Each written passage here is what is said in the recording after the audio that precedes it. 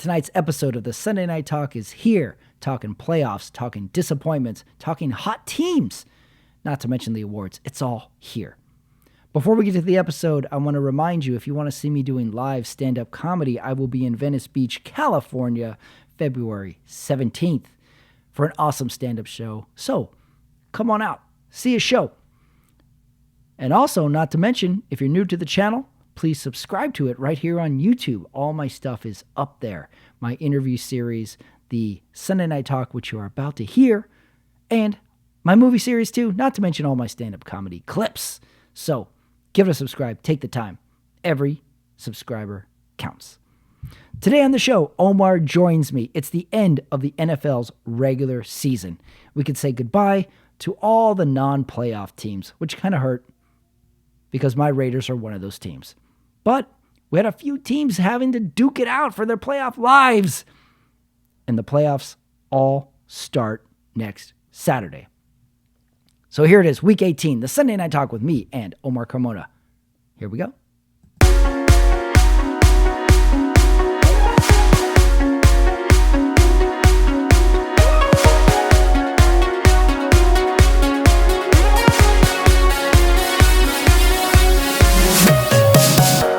All right, it is Sunday night. Bills, Dolphins just finished up. It is 8:29 on the West Coast. It's Sunday night. Omar Carmona joins me. It was the last week in the regular season. Oh my God, we made it.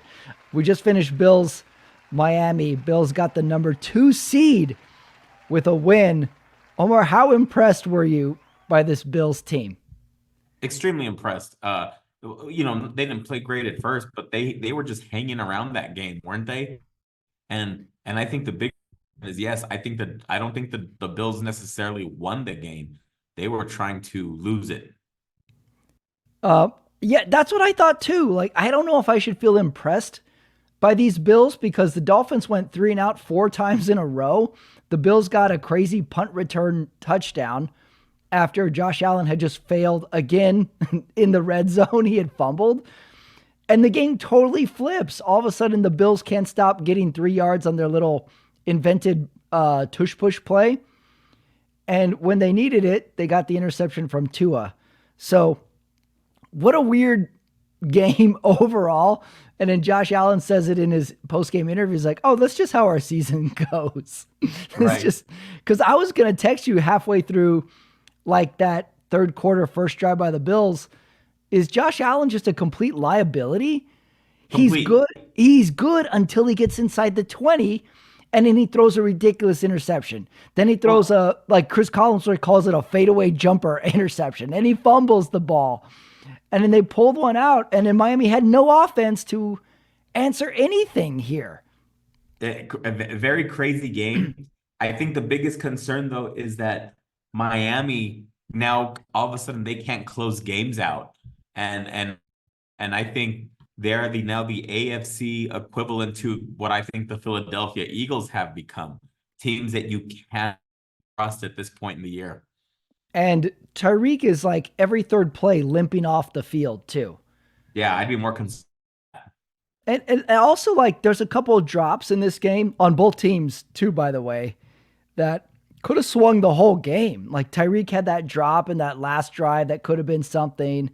The Bills receiver had that drop in the first half, could have been a touchdown. Then they throw a pick, or they fumble it on the next play. And the Bills totally mess up the end of the first half too. They're going in there at least maybe getting 3. They get 0 because Josh Allen throws the ball in the middle of the field. I'm watching this. I'm like, this guy is a liability. He's going to throw away this season. It's likely going to happen. And so they need to be wary about, how they're finishing games. Both teams, if fans for both teams, you're concerned how your team, this all or nothing.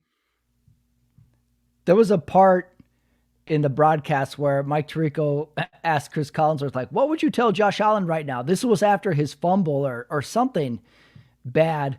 And Chris Collinsworth is like, you just gotta do you. I'm like, he's been doing him for 2.5 quarters and he keeps throwing interceptions. But somehow Josh Allen is like the two-face of the NFL, and he turns into Josh Allen MVP. That 3rd and 7 that he ran for the first down was amazing. So, gosh, I don't know to feel great or concerned for the Bills, but we saw both versions of Josh Allen in this game, which was kind of weird. Again, it is. But wow, that last run to basically, although the Dolphins did get the ball back, but that last run at the end, to move the chains at, what was it, third and 14? That was impressive. So they get the 2 seed. We'll circle back to this game, but I want to go through the playoff matchups, and we can discuss each team in their games today. Yeah, because So I'll be honest with you, I didn't see much football because it seems like in previous years, sure, there was like some movement, but we pretty much knew what the brackets were going to be. yeah, I think we knew all the teams. There was a couple teams that had to win in order for them to be in, like the Jaguars had to win today. They lost. With the Packers win, the Saints knew they were out Right. as well. So there was some of that. I wrote it down, meaningless games. But well, And yeah, there we was, can, but we can definitely go. Yeah, let's do the playoff games. What are you thinking? okay, playoff games, NFC. This is NFC has the Sunday games. Let's start there. We have Packers at Cowboys. The Packers went into Chicago today, took care of business against a Bears team that was a little feisty for maybe one quarter, but Jordan Love looked good again, good enough. And then the Cowboys blow out the Commanders in a take care of business game, which I thought like, oh great, the Commanders are going to take this into the fourth quarter, and we're going to have questions against the So Cowboys. I don't like the Cowboys. Okay, you've known Yes, this. Okay. yes, I am aware. Um, but I will say the Cowboys will beat the Green Bay Packers, and I just don't see enough defensive firepower that can hold Dak and CD Lamb, as long as with other weapons to boot. But I just don't see the Packers holding the Cowboys. Yeah, I don't see the Packers winning against a good team. I don't think Jordan Love has enough magic to pull something like this off on the road. They're a 7 seed. Cowboys are the 2 seed. So it's going to be a big, big ask. The good thing for the Packers is they're playing with house money. They're not even supposed to be here. So I don't think this is a disappointment if they lose by 10 or 30, because we wrote them off by Thanksgiving. And then all of a sudden they're in the playoffs and had a pretty good end to their season. Also, this will be fun because Mike McCarthy gets to go up against his old team now. Got some revenge factor in this game. Should we be talking more about a Aaron Rodgers-less Packers making the playoffs? It doesn't seem like we've spoken about that much this year. Do you think it's a big deal that the Packers are like, hey, so long, Aaron Rodgers, guess what? We're still in the playoffs. Because I think they're comfortable with saying Jordan Love will be the starting quarterback next year. But excuse me, I'm all footballed out after 18 weeks. But they have something to build on.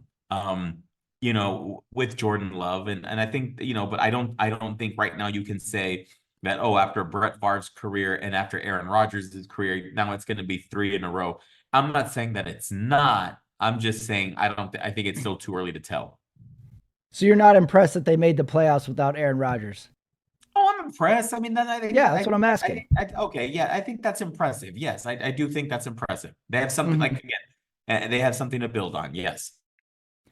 The other playoff matchup, Rams go to Detroit, which I spent the whole week watching the Detroit Lions film on the substitution with the Cowboys. It became my Zapruder film.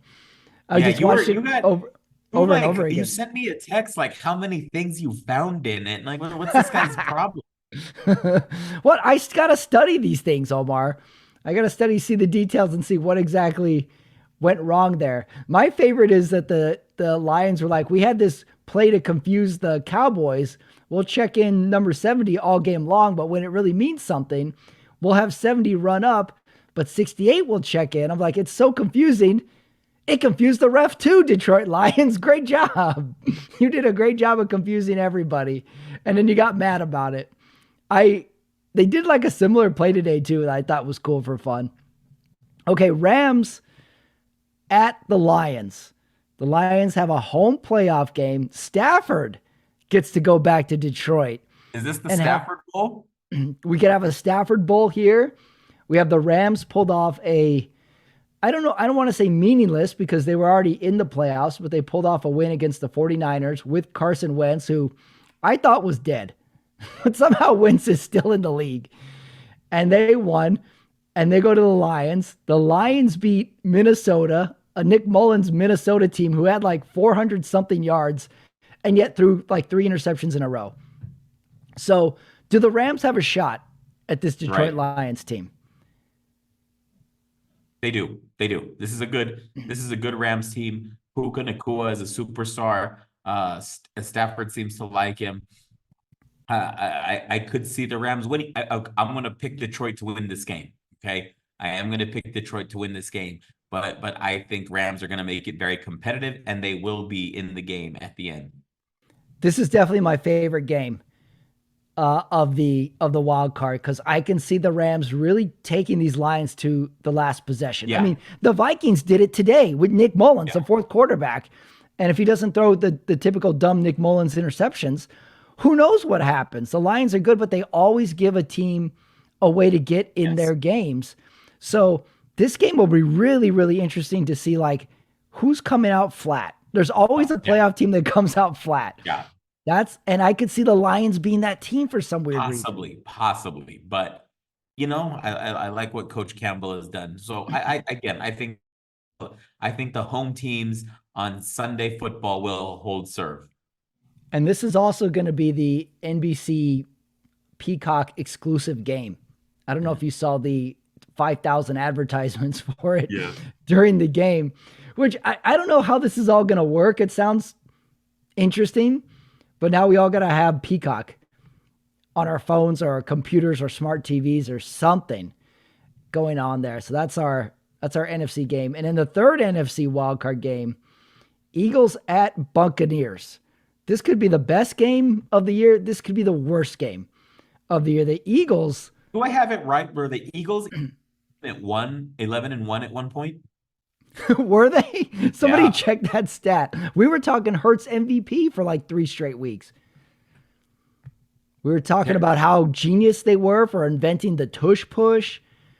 And now they look like complete garbage. They looked horrible against the Giants today. I am gonna pick the Eagles to win this game. I think they will get it together. I'm just saying I'm not loving my pick.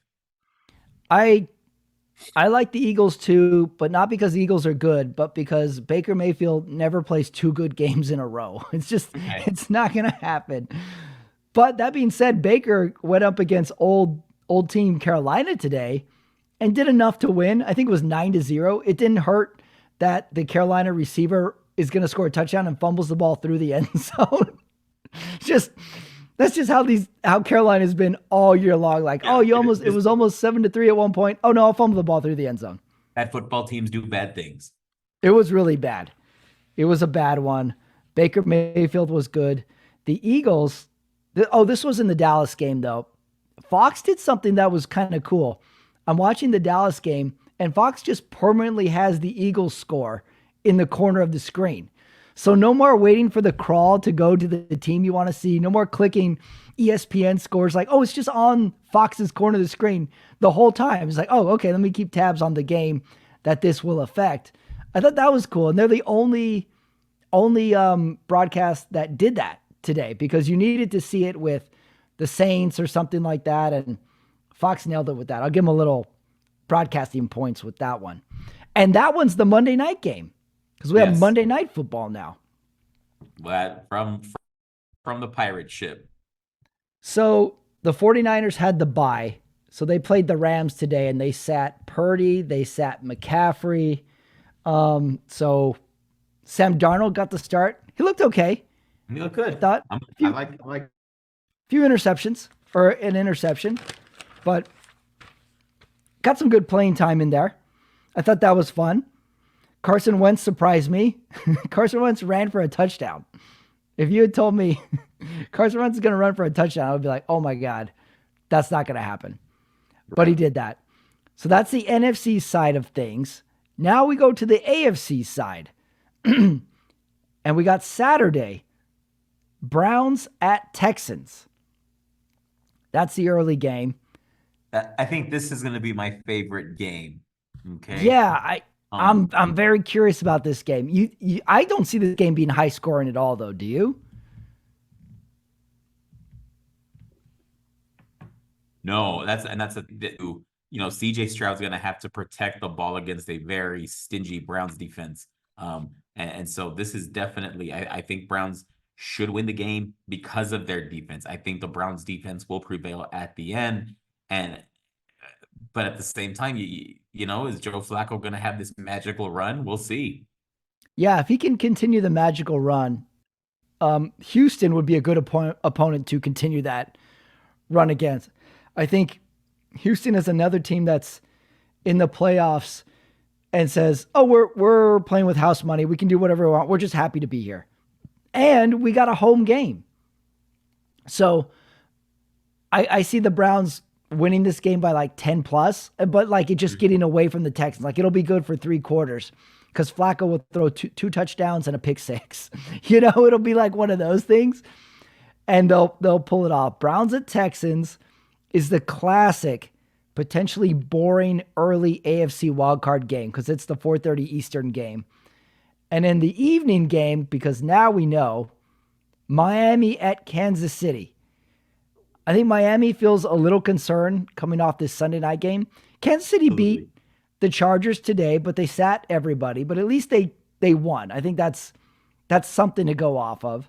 So Miami at Kansas City, very interesting here because I think if Miami plays the way we've seen peak Miami this year, I think they go into Kansas City and beat this team. Do you?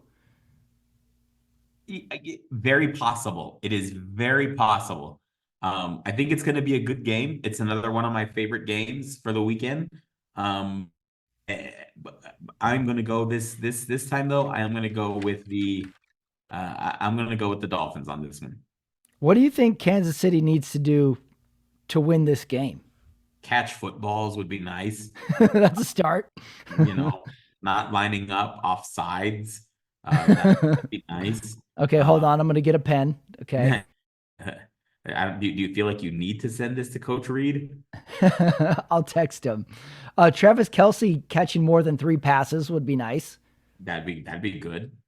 Yeah, I think it's going to take Kansas City needs an offensive bump. Now it is an Arrowhead. You get a bump there. Yeah. They were reporting during the Sunday night game that Taylor weather Swift is going to be. Yeah. Oh, it's a good question. I think she has to be at this point. Playoffs. It's playoffs. It's the playoffs, right? It's a home game. It's got to be. She's at the Golden Globes tonight. The one thing about the playoffs is NFL they don't show any. Well, your game is on. You're the only game on TV. Mm-hmm. That's true. You're exclusive, and you're even gonna have the Peacock game too. I could see Kansas City stealing this one in a weird way. Where it's like, oh, there's a little Mahomes magic. He's not going out without a fight. I'm assuming this is going to be the Romo Nance game. I haven't seen who's announcing who yet, but like this has got to be the Romo Nance game, right? For sure. Will it? I don't know. They haven't said like it's not Browns Texans. No way, right? That would be a waste of the Romo powers. No, it's going to be Dolphins Chiefs are going to be no, because that's going to be Peacock. Oh, is that the Peacock game? Is it? God, I don't know. Well, the AFC just got finalized, so I just wrote down the matchups. I didn't see what everything's on. We're gonna have to double check that. Miami at Kansas City. Question marks for both teams. Like what you can really say, whatever team loses this game, there's going to be some major questions after the game, for both these teams. Like, what's wrong with Kansas City? Miami was good. How did they slide so hard in the second half of the season? Big questions for whatever team loses this game. And then finally, there isn't a Monday night. No, it's just one Monday night playoff game. So Pittsburgh at Buffalo. This is the head scratcher game where Buffalo should win this game by 30 points. If Buffalo wins this game by less than 10, I'm going to call this a loss for Buffalo. Pittsburgh should not be here. Somehow they are. They're on Mason Rudolph, and they're going to Buffalo, who Buffalo has a ton of momentum. All right, what's it going to take for you to bet on Pittsburgh for this game? Oh, Josh Allen twists his ankle and still throws 6 picks? yes, that's the good one. It's got to be the horrendous Josh Allen. Like, say Pittsburgh somehow goes up 10, and then Josh Allen just starts throwing the ball all over the place and throwing picks. That's the scenario, I think, that this could happen, because it's got to be the all-time bad Josh Allen game. It would Pittsburgh has any chance at this game. I didn't watch any Saturday football this week. In fact, I'm going to be honest, I didn't even know Saturday games were going on. No, I did watch, but there was not a whole lot going on. Obviously, Pittsburgh was able to secure a playoff, and did help from the Jaguars today. But good for Pittsburgh and Mike Tomlin. So those are the playoff games. Let's talk some other games in the category of, I got to say, one of the all-time disappointments. Jacksonville has to win and they're in. And they're playing Tennessee, who's 5-11. And Jacksonville goes down like 13 points in the fourth quarter in this game. Would you say Jacksonville may take the award for the most disappointing team of the 2023 season? Well, it's funny you ask that, because I wrote down my biggest disappointments of the league. And I got biggest disappointments. I got, oh wait, where is it? Here it is. Biggest disappointments of the league. I have the Raiders and Josh McDaniels. I have Justin Herbert and the Chargers. I have the Russell Wilson-Sean Payton relationship. And I have Aaron Rodgers playing for all of 45 seconds. And you want to put Jacksonville in there as biggest disappointments. I just think that, well, the way the Eagles lost, I think ended the season, you would say that was probably the most disappointing end to such a brilliant start. But no, I am going to say I think the Jaguars were the most disappointing team of the year. Really? They started off good. And going into this game, I thought Jacksonville was already in the playoffs. Like halfway through the game, they're like, Jacksonville's got to win. And they're in the playoffs, or if they don't, they're out of the... And I was like, Jacksonville's out if they lose? Oh, well, they got to win. It's Tennessee. They're 5-11. And then Jacksonville keeps getting in the red zone, and the announcers say, Tennessee has the #1 red zone D in the league. I'm like, they do? They're 5-11. How does Tennessee have a good defense in the red zone? And I guess they did, because they turned away Jacksonville multiple times. But here's the crux of the game for Jacksonville. Jacksonville goes for it. It's 4th and goal at the 8 with 7 minutes left. And we have a drop. So they could have kicked a field goal, cut the lead to 5, but they get the ball back, Omar, and they do this crazy 4th and goal quarterback sneak where Trevor Lawrence just tries to jump over the line and he gets turned back, and they turn it over on downs, yet they get the ball back still, Jacksonville. And Trevor Lawrence throws this deep ball and the receiver's wide open and it goes through his hands. Crazy. That was crazy. And then on 3rd down, it's like 3rd and 2. Trevor Lawrence throws an out over the receiver's head. 4th down. He does the same thing. He throws a ball over the head, didn't really even have a chance. It was bad. They didn't even give themselves a shot at the end of this game, but I just couldn't believe that 4th and 1 quarterback sneak, which I'm reading now that Trevor Lawrence audibled to that play, the quarterback sneak that did not work. Exactly. So I think Jacksonville has only themselves to blame. And we also have an interesting quarterback audible to end the football game on a non-playoff game. But I think we should talk about Jameis Winston rebuffing Dennis Allen's attempt to getting the victory formation in and scoring a touchdown at the last play, Oh, last minute I, of the I saw game. little details about that. I didn't know what that was about. It was something about someone. Well, explain it to me. And it was due to Jameis Winston, So they had the ball at the 1 yard line. They were already winning 41-17. right? And what we see is Jamal Williams getting the handoff from Jameis Winston, and we see it at a time where it should have been a what yeah it should have been a victory formation play. And when we see the coaches meet, the coach Arthur Smith for the Falcons is yelling at Dennis Allen for. It turns out Dennis Allen did call victory formation, and Jameis Winston blew him off to get Jamal Williams a touchdown.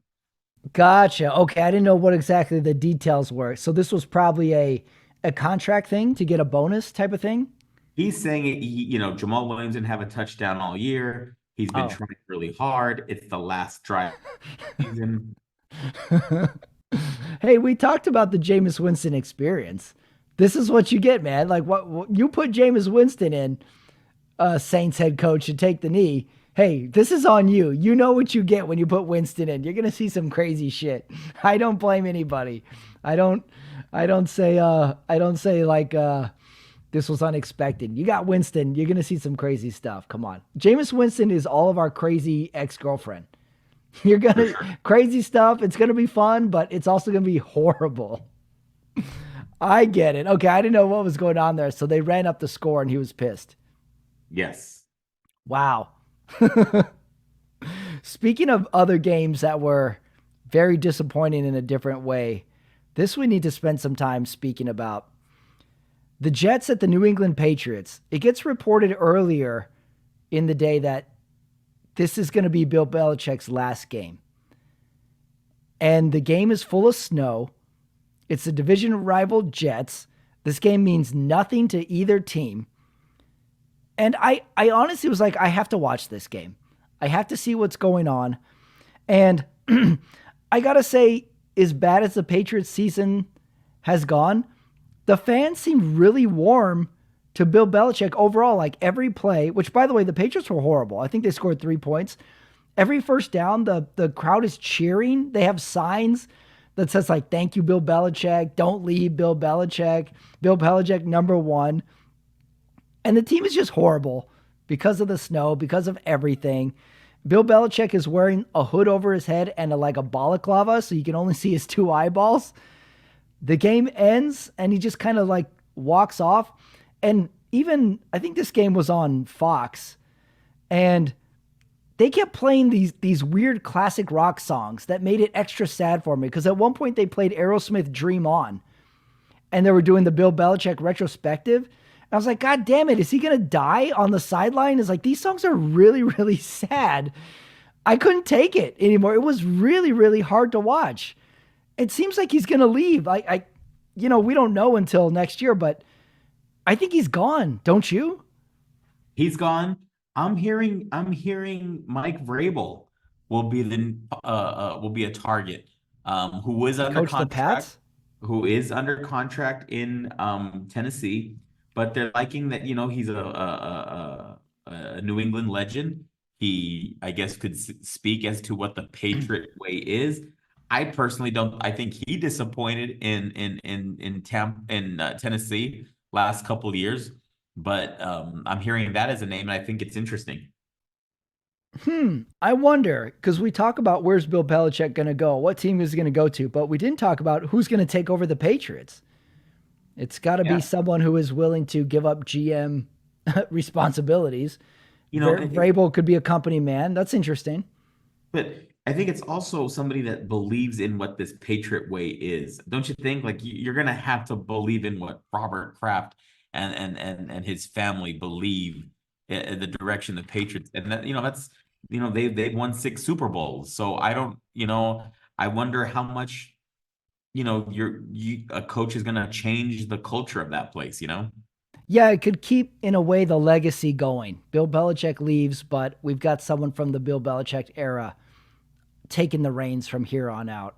It's going to be a mess, and it's going to be, I think they reported some of the details. They're probably not going to fire him, but they're probably going to find some mutual agreement, maybe a trade situation. It was kind of sad to watch, Omar. I got to be honest. I was like watching this, and the team is so bad. It's snowy, so no one can even run right. The game looks like it's in slow motion. It was difficult to watch. And then when they played Aerosmith Dream On, I thought like, oh Now, my God, this is sad to watch. And I felt a little depressed watching it. And then you had like the Jets, like Trevor Siemian was the quarterback. They're all tripping and falling down. Bill Belichick does the classic quick handshake to the coach after the game and just goes in the tunnel. What's your thoughts on Belichick? Do you like Belichick? Do you see him as an I do. innovator? What do you think? I absolutely do. But I think his time has come. At the end of New England, his time in New England has come to an end. And I think he will be the next coach for the Chargers. You think Chargers, huh? I want to guess Chargers. A guess. I would like to see that, in the sense, like, let's see what he can do with a couple of weapons. So the Chargers have weapons. They haven't been 100% healthy. They had the Brandon Staley experience the last 2 years. I think he deserves one more shot at success. I don't want him to go out like this. This is Okay. bad. It's bad. Yeah. Speaking of bad, Philly at the New York Giants today. Philly was down 24-0 at one point in this game. And Philly is, I think, the worst looking team going into the playoffs of anybody. They've looked No, bad the last few games. I don't know what the hell happened to Philly. Do you know what happened to them? it was just they've just lost their way, and I don't. They may not win a playoff game. But what they were a Super Bowl contender, and now they may not win a playoff game. I almost think the worst thing that can happen to Philly is they win against the Bucks and then they just get destroyed against whoever's next, because the Bucks backpedaled in. Somehow the Bucks have been, what are they, NFC East, South? They've been NFC South champions the last 3 years. We don't even know it. Right. They, I don't know what's going on. They look like a sub 500 team, and no one really has any answers to it. But I do kind of like it because their head coach is so brash, especially last year. I like that he's getting a little bit of his own medicine. And he's really just taking hit after hit. Be like, you were the best. Oh, wait, your team's bad now. Your team's horrible. You're lucky to Very even be bad. here. One game that turned into a meaningless game halfway through it. No, not even halfway through it. Like at the 2-minute warning. Seattle at Arizona. Seattle had to win, which they do win, but it didn't matter because Green Bay won. And this was a really fun game, 21-20, backing up my prediction that Arizona is the most fun team in the league and they're going to be good next year. You're the only one that thinks that, Pat. Yeah, somehow Seattle was making this last second drive. DJ Metcalf isn't even in the game for the last second drive. And they win this game somehow. It was really, really fun. And it meant nothing because the Packers went, eliminated Seattle. All the best, though, because I think we've extracted as much out of Seattle as we humanly could this year. There was nothing good about them. Geno Smith was average. Pete Carroll was average. They're in a division that they were never going to win. We got as much out of them as we humanly could, don't you think? There's I nothing agree. interesting. Did you want to see Seattle in the playoffs? I didn't. I did not. I did Like, not. I definitely wanted to see the Packers or New Orleans over Seattle. I wanted a shot at Jameis Winston experience. No, I'm glad that's over too. And the last game, Denver at Las Vegas, also meaningless. Might have been the most meaningless game of all of them because it had absolutely no meaning win-loss wise. However, the only thing that really meant anything was that, like, all this Antonio Pierce buzz. Like the fans are holding up signs that say, just hire him. We love Antonio Pierce. He's taking pictures before the game with fans. So what do you think right now? Is he coming back as the Raiders head coach? He has to come back. He earned it. What if Harbaugh says, hey, I want to be a Raider though? But Harbaugh at the end of the day is still going to be Jim Harbaugh. And I think that owners, as much as I like him, owners just have to be mindful of he doesn't think he's got to answer to anybody. So you say the Raiders would turn him down if Harbaugh says, offer me a contract? I'd say that they're going to give because they're going to give it to Antonio Pierce. I'm of the belief that they go for the big fish, and if they don't get their one guy, then Pierce. But I think they're going to go for someone big. The Raiders are not adverse to blowing money. They're on the books. They're paying like 4 coaches right now that they fired over the years. They'll try. But that being said, Antonio Pierce had a great interim head coaching stint. The team bought in. He won games against Denver today. Like, they looked awesome. They're throwing to Devontae. Their defense is getting sacks. It was like as great as it looked for Antonio Pierce, it looked equally as bad for Sean Payton, who just has been the biggest mess because Russell Wilson didn't play. We had Stidham again. And this Payton thing, first year, I don't think it could have gone any worse. Do you? Horribly. He got in a fight with the quarterback. They were the worst team in the league. They had 1 month. They had a good month where they beat the Chiefs or something. And then it went right back to horrible. It was like, that couple everybody is friends with that is always fighting, but you have one good dinner with them and you're like, oh, let's invite them out again. And then they're a complete train wreck at the family picnic the week after. That's what the Broncos have been this year. I think that they're obviously all in on Sean Payton. They're gonna get a new quarterback, but now it's gonna be on him. Where does Russell Wilson go next year? There's no way he's gonna be a Bronco next year, right? No. He ends up, in some place like Las Vegas. What do you think of this idea? Russell Wilson takes a minimum contract because the Broncos have to pay his contract, so he can take a hit somewhere by going to another team. What if he goes back to Seattle? Won't happen. Won't happen? Pete Carroll? Pete Carroll. Won't happen. What if he's like, hey, Pete Carroll, man, we had a rocky relationship, but I just spent a year with Sean Payton. You ain't that bad. I'll come back. Let me do my thing. Where do you think he would go? Where do you think Russell Wilson's going to go? Maybe like a Tennessee? No. I could Washington? I could see the Raiders. Raiders, really? Oh, I don't like that idea. I really don't. I don't think Russell Wilson. You think Russell Wilson has anything left? Let's start there. He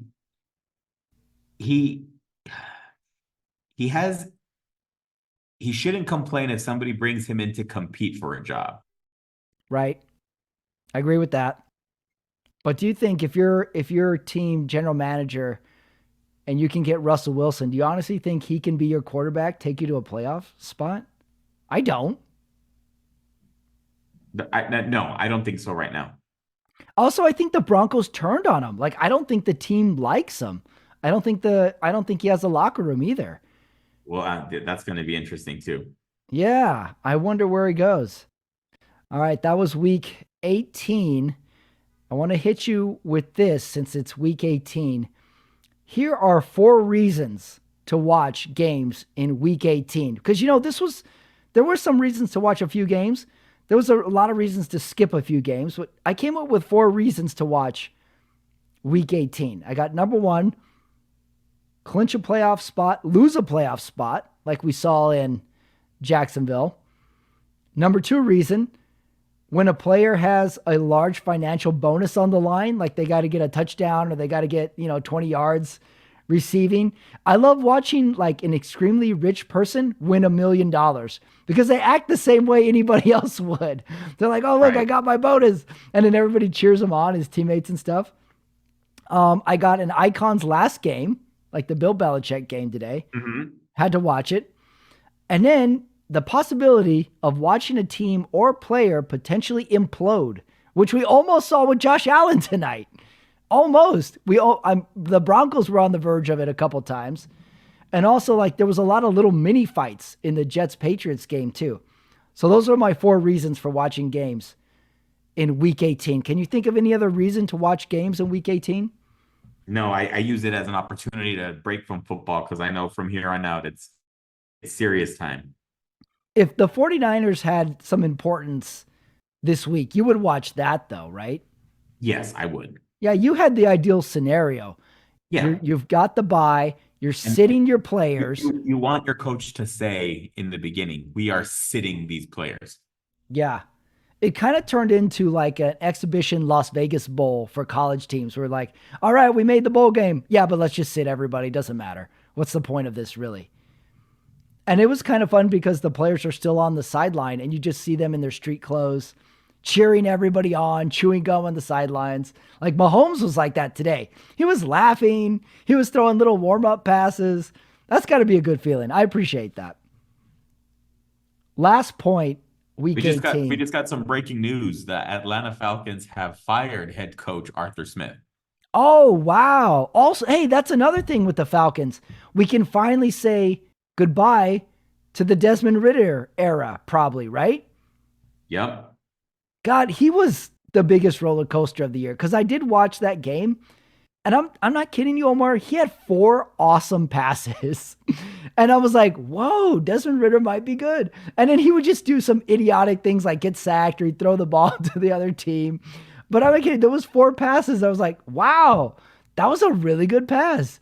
But I think Desmond Ridder the era's over. Probably so, right? Oh, he's not. Yeah, he's not going to. Yeah, that's over.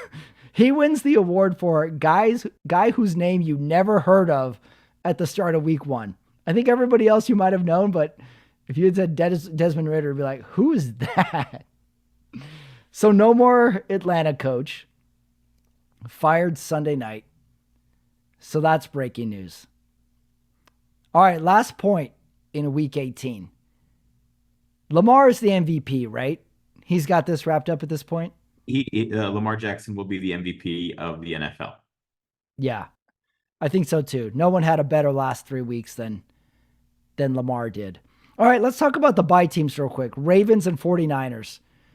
Who's the biggest threat to the Ravens? I'm going to say it's the Buffalo Bills. Bills over Dolphins and Chiefs. Okay.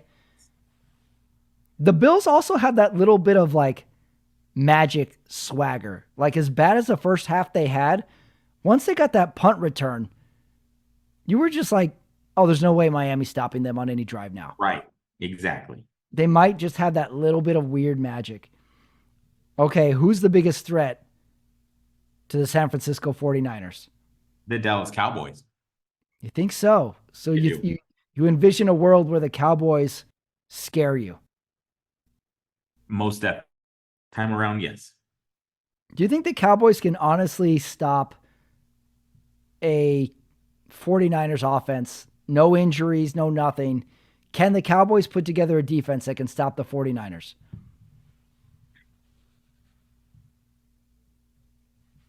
No, but it'd have to be a shootout, and Dak would have to be perfect. Yeah, I could see that too. If the Cowboys are going to beat the 49ers, it's got to be high scoring, and Dak is being peak Dak. Like we see Dak, Detroit game Dak, would be my guess. I don't see anything but a high scoring game. Agreed. All right, that was Week 18. My God, it's been a long... I think we're finally used to 18 weeks, though, as a fan by now, don't you think? Because the first 5 weeks, you shouldn't worry about because the season's too long. Yes. I think we finally know how Week 18 or 18 weeks in the NFL works now. So that brings us to trivia, like we do every week. And this week, Omar, Don't make We it too have hard. Don't make it we, too hard. What do you got? we have wild card trivia Okay. this week. Don't worry, it's multiple choice. I know you take these games seriously. All right. Wild card trivia, 4 questions. Omar, the biggest wild card blowout ever was A, Jets over Colts, Colts over Broncos, or Lions over Cowboys? Okay, give me the first two again. First 2, I'll even give you the year. Jets over Colts 2003. Colts over Broncos 2002. Lions over Cowboys 1991. Biggest wild card blowout. I'm gonna go with Broncos. Oh, I 44. I'm gonna guess. I'm gonna say that was 44-17, which would be cool. That's the difference of 27. I'm gonna go Lions over Cowboys. You guessed Lions over Cowboys was 1991. That score was 38-6. However, the correct answer is Jets over Colts 2003, 41-0. I didn't remember that one. I didn't remember that one either. I had to look it up. I think it was Chad Pennington. All right. Question number 2. How many wild card teams? Oh, sorry. There have been 7 wild card teams who have won the Super Bowl. How many can you name? 7 wild card teams that have won the Super Bowl. Yes. I'll give you a little hint. The wild card was introduced in 1970. Okay. I am going to say the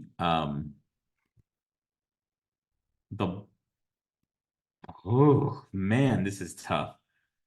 That won a Super Bowl. 7 of them. Okay, I want to say at least one Patriots team has got to have been a wild card that won a Super Bowl. The Ravens. Ravens is one from 2000. From 2000, the Ravens are one. Did the Patriots of 2014 win it? No, the Patriots are not one of the wild card teams. Oh, okay. Patriots always won their division. What are you talking about? Yeah, they did. You're absolutely right. It could have been you could have guessed that 85 Patriots won though, but it wasn't them. Okay, no, it wasn't them. Patrick, I think on this one you're gonna stump me. I can't think of any. All right. You have the 1980 Raiders. You have the 1997 Broncos. You have the 2000 Ravens, which you got. You had the 05 Steelers. You have the 2007 Giants. Remember, that was the Eli year where they took down the Patriots. You have the 2010 Packers. And from just a couple years ago, the 2020 Buccaneers are the 7 wildcard teams that have actually won the Super Bowl. All right, last question. Since 2010, 12 playoff games have gone into overtime. How many of those games were wildcard games? Is the answer 1, 3? Since 2010, 12 playoff games have gone into overtime. How many of those games were wildcard games? Is it 1, 3, or 0? I'm going to say 1 game. The correct answer is 3 games have gone into overtime that were wildcard games. We had the 2012 Broncos Steelers game. That was the Tebow year where he throws the touchdown pass. We have the Bills Texans from 2020. Both teams got the ball. And the I don't even know who won, but the second team got the touchdown. And then we had Vikings Saints, also 2020. Vikings score on their very first drive. Okay. So 3 wild card games gone into overtime. That was trivia, and that brings us to the world famous Sunday Night Talk Awards. Let's start it off. Best quote. I've got 2 nominees. You know what? I'm starting making my own category of just Collinsworth quotes because he has so many. So I'm just going to rip off my Collinsworth quotes to you today. Of course, there was "You Do You," Chris Collinsworth was one. And then he had one where I think it was the Bills doing the pick play. And he goes, "Are they illegal picks? No, they're not. They're intelligible picks and they're working." That was a funny Chris Collinsworth quote. But my actual nominees are the Browns are resting their starter, Joe Flacco. If I had told you that statement in week 3, you would have punched me in the face and be like, what are you talking about? The Browns are resting their starters like they're already in the playoffs, and that starter is Joe Flacco? What the hell world is this? That is a crazy world. That's my one quote nomination. My other quote was, I don't know if you saw this, after the Titans game, Derrick Henry gets the PA mic because he's most likely not going to be a Titan anymore. And he publicly addresses the fans and like thanks them and like applauds them. And it gives them this like nice little thank you as he goes off the field. So I nominated the entire Derrick Henry speech as my best quote as well. Yeah. He's had a great career. His numbers are great there, you know? Yeah. Yeah. So I'm going to go the Derrick Henry speech in its entirety, although I really like the Browns are resting their starter, Joe Flacco. Do you have a best quote, or do you like the Derrick Henry speech? I like that Derrick Henry speech. That's a good one. Yeah. It's like not a great speech, but you can tell it's really honest and heartfelt what he's saying. Next award, the Hot Take Award. Okay, I got one hot take. I've got a few I'm sitting on for later in the year too that I'm saving for the right week. But for this week, I've got 2. No, I got 3. I got one hot take. I say Bill Belichick coaches the Tampa Bay Buccaneers next year and wins the Super Bowl just like Tom Brady does, just to show everybody like, see, I can do that shit too.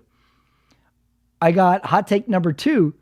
Travis Kelce, after the season, becomes an action movie star a la Howie Long. And he becomes our guy. He becomes our NFL crossover action movie guy. And then last hot take, Tommy DeVito opens an Italian restaurant in 2 years in New York. That's a great one, but I'm going to say it's going to happen.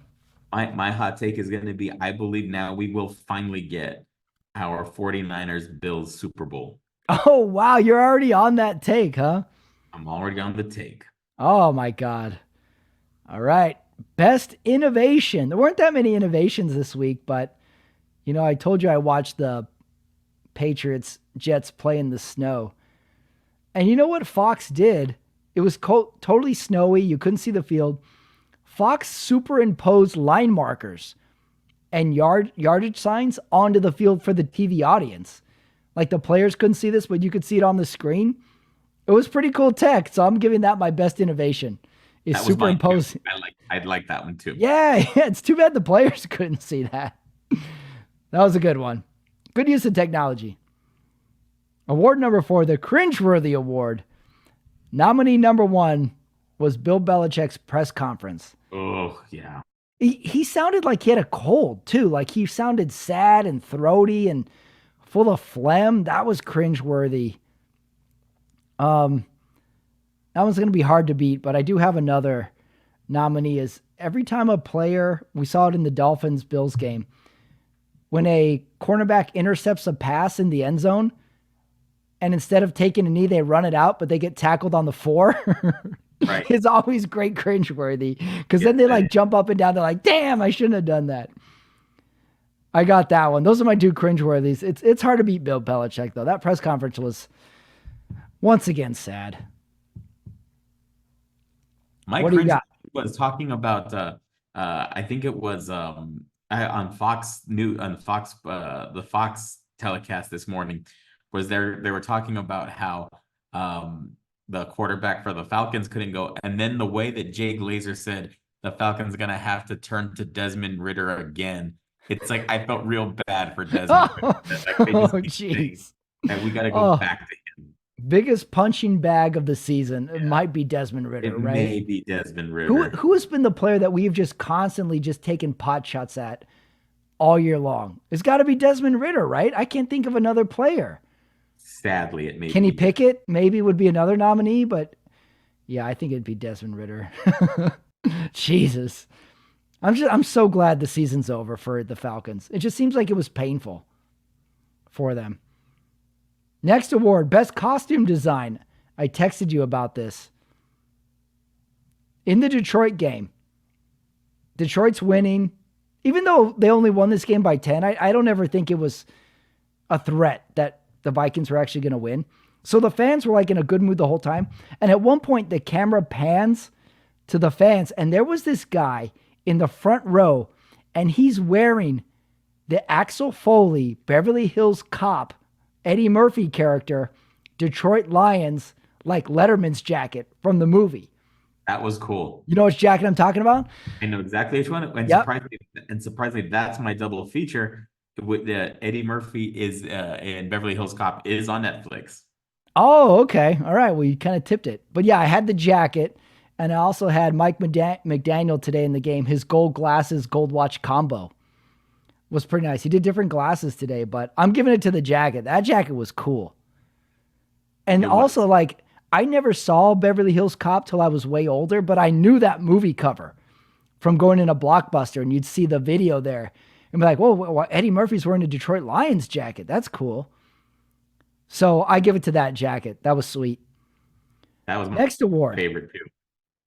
Advice Alley is the next award. Or did I skip over your best costume design, or did you say it?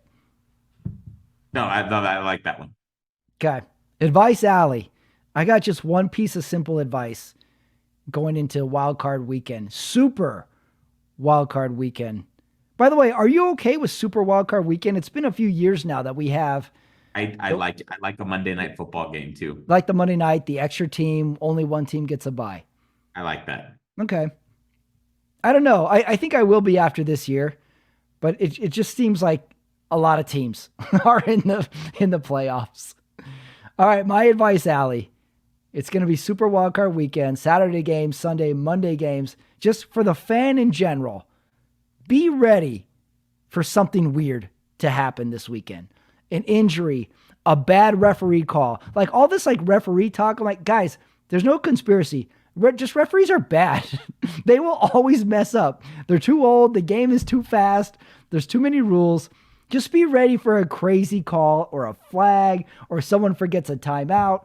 Be ready for something crazy this weekend, Omar. Like, this is what I liked about like all the starters sitting this week is the backup quarterbacks got a lot of playing time. Because remember last year, Mahomes had to go out and Blaine Gabbert had to sub in and he was good. Just everybody be ready for a backup quarterback to have to take your team to a playoff win because of an injury. So be ready for something crazy is my advice. I like that. I like that. My advice, Allie, is 49ers, stay off your feet. Don't do anything that'll hurt you. Mm. Protect your hands, your arms, your knees, your ankles these next few weeks. Would anything concern you in this bye week as a 49ers fan? Like, what if McCaffrey pulled a Romo and took his team to Cabo to like get some rest, blow off some steam? Could anything in the news come out that you would be concerned about in this bye week for the 49ers? Somebody gets caught gambling on games? What do you think? Because I think you can only lose in this bye week. Not with them. They get it. But not, so you don't think they're going to, would anything concern you though? What if they went to Cabo? No, that wouldn't concern me. Okay. No concern. No concern. Gotcha. Oh, you're very confident. Next award, the Sunday double feature. You said it. You like Beverly Hills Cop, huh? I'll watch that tonight. Beverly Hills Cop. My Sunday double feature, I got two nominees. Because the NFL has given us a great opportunity to avoid family members for the last 4.5 months. So it's not going to be long where you're going to have to spend time with family again. So I got 2 ideas. I got, number 1, the movie Parenthood and the movie Captain Ron. Did you ever see Captain Ron? I was a big fan of Captain Ron. Yeah. You go on a boat with your family and you have to solve a little adventure. So I went with 2 family movies as the Sunday double feature. All right. Award number 8. Who won the week? I'll tell you who didn't win the week, Omar, was not the Golden Globes. Did you watch any Golden Globes? No, I did not watch any of that. I purposely had it flipping just to like get a look at it. It looked like, usually these award shows, you're like, wow, look at this theater they're in. It looked like they were in like a conference room. Like it looked really small and the speeches were bad. I watched Emma Stone give a rambling speech. I watched the guy from The Bear give a rambling speech. You know, as much as we love actors because they're great performers, they're really not good at speaking in publicly. You know, like, you might win an award. Like, why don't you come up with a good, poignant speech? Oh my God, they're horrendous out there. It reminds me of open mics I go to. All right, sorry, not you, Golden Globes, but I'll tell you who won the week was all the backup quarterbacks who got to play today. That was good. Wentz, Darnold, right. Even Winston. I give it to, I'm partial to backup QBs, so I'll give it to the backup QBs. I do like that. I think ultimately, I think Chicago, they locked up the number 1 pick. They won the week. Yeah, we didn't talk about Chicago. They showed some fight like they pretty much have all year long. It's been a good month for Justin Fields. Yep. I would say he's shown, even if he doesn't stay with the Bears, I think he's shown that he has something to offer. Who do you think, of teams that didn't make the playoffs, who do you think has the biggest upside for next year? Is it Bears? I think it could be the Bears. They're getting a high draft pick. They have weapons. If they want to trade Fields, he's a big asset. They'll get something for him. You think Fields stays or goes? I think they're going to get another quarterback. I'm in agreement. I think they do too. I think Fields was good, but I think it's a good quarterback draft. They can get something good for Fields. I say he moves on. Maybe goes somewhere to I don't know where he'd go. He might go to maybe a Patriots team wants to make a run at Justin Fields. You know what? I get nervous when quarterbacks give themselves the number 1 jersey. I feel like that's a red flag. Like that's an ego thing. Like Kyler Murray, Cam Newton, Justin Fields. Like you put number 1 on, I feel like that quarterback's a diva. I may be reading into things, but that's what I think. Interesting. I'm going to give next year's upside team. Bears is hard to pick against, but I'm going to go Vikings for some weird reason.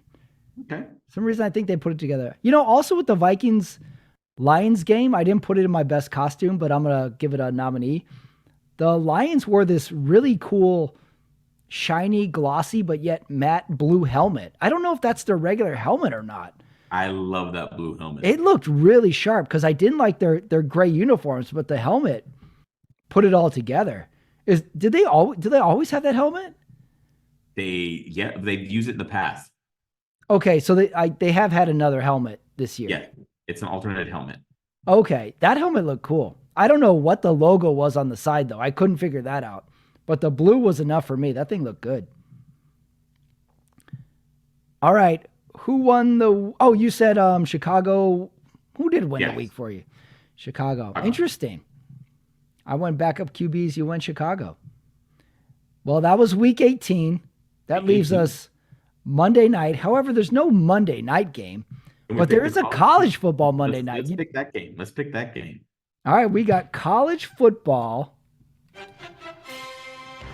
Future stars of Monday Night Football play tomorrow night because it's the college football championship. The Washington Huskies play the Michigan Wolverines. Michigan is favored by 3.5 points. I actually watched both college playoff games this year, and they both were really good because by the end of the Washington game, I was like, can the Raiders draft this quarterback? Penix? He looks awesome. So, and the Michigan Rose Bowl game was really good too. Washington State is going to win this game 32-23. Oh, wow. 32-23. Man, I'm getting partial to Harbaugh because I want him to be the Raiders coach. But I really like Penix too, so I'm going to go Washington as well. Yeah, and I'm going to go, they're going to win. They're going to win. Not high scoring though, as you picked it. I'm going to go 24-12. Okay. I don't know why I say that. Where is the national championship? Where are they playing this year? Do you know? Dallas? Arlington? Do they have like a... It's not like a Orange Bowl or something. Like they've got their own bowl. Right. For it, right? And it's just called the national championship? Yes, it is. Where is it tomorrow? Nobody knows. Washington State. Who would have picked Washington State in the National College Championship? Houston, Texas. Oh, is that right? Interesting. All right, well, I'm going to watch it tomorrow. I'm going to try and prep myself for Monday Night Playoff football. All right, good. We'll be texting. All right, that was the Sunday Night Talk for Week 18, the end of the regular season, the glorious end to my Las Vegas Raiders season. Omar's playoff run is just beginning. He's confident. He's predicted a 49ers-Bills Super Bowl, and the playoffs start next Saturday. Omar, thank you. Are you ready for the playoffs? I'm ready. I'll see you then. That's it. That's the pod. That's the show. That's the Sunday Night Talk. That's Week 18. That's the NFL regular season. It's over. For some teams. For others, there's playoffs. And we'll be here for that too. Oh my God. So much going on. Super wildcard weekend. Everybody get ready. It's just going to be crazy. Don't forget, if you're new to the YouTube channel, please subscribe to it. If you want to see me doing live stand-up comedy, February 17th is your chance. I will be in Venice Beach, California, here on the West Coast. Come on out. Let me know you're coming. It's going to be a great show. Subscribe to my YouTube channel. Stand-up clips are up there. My interview series is up there. I got a new one in the works coming up too, so check it out. It's all there. For Omar Carmona, for me, Patrick Ramirez, that was the Sunday Night Talk for the NFL's regular season. And now the playoffs. Get ready. I'll see you there.